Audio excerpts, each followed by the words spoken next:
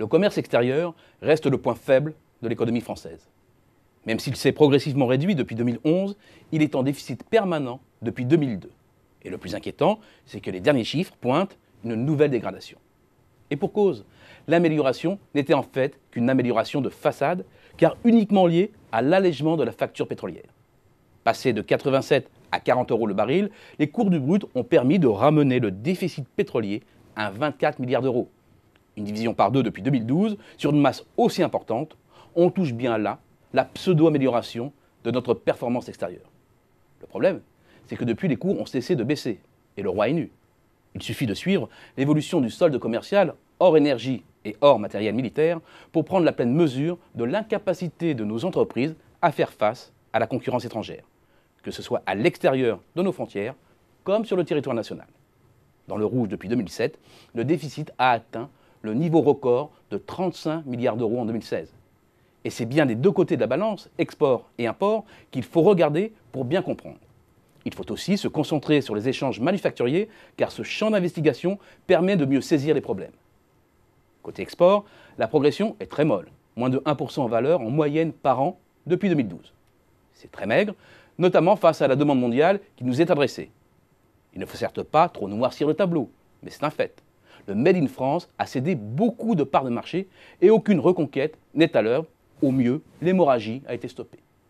Côté import, il suffit de superposer deux courbes pour percer à jour notre impasse.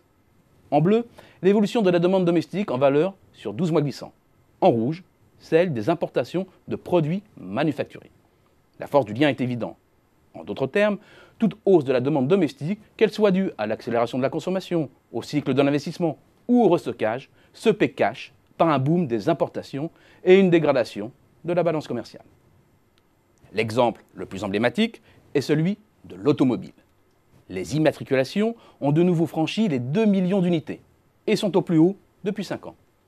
C'est peut-être bon pour les concessionnaires auto, mais pas pour notre commerce extérieur, car les importations de véhicules se sont envolées, entraînant un déficit record de 10 milliards d'euros. La France perd pied, c'est un constat, notamment par rapport à ses partenaires.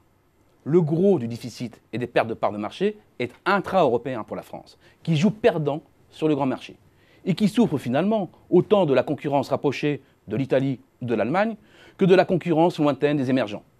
Avec une Allemagne qui tire aujourd'hui les plus gros dividendes du marché unique, compte tenu notamment de son accès privilégié aux ressources de la frange orientale de l'Europe Énergie. Mais pas seulement. La géographie de nos déficits montre que tout ne relève pas de la compétitivité prix. Le poids des Pays-Bas dans nos pertes ou de l'Irlande montre aussi les ravages de l'optimisation fiscale et de l'intérêt pour les grands groupes de facturer en dehors du territoire. Elle porte aussi la marque de nos problèmes de gamme.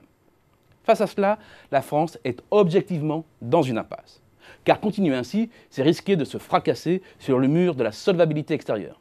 Mais ramener le coût unitaire du travail dans les secteurs exposés au niveau de celui des pays ayant le même niveau de gamme, c'est consentir à une baisse des salaires et du niveau de vie des salariés très difficilement acceptable du point de vue de la cohésion sociale.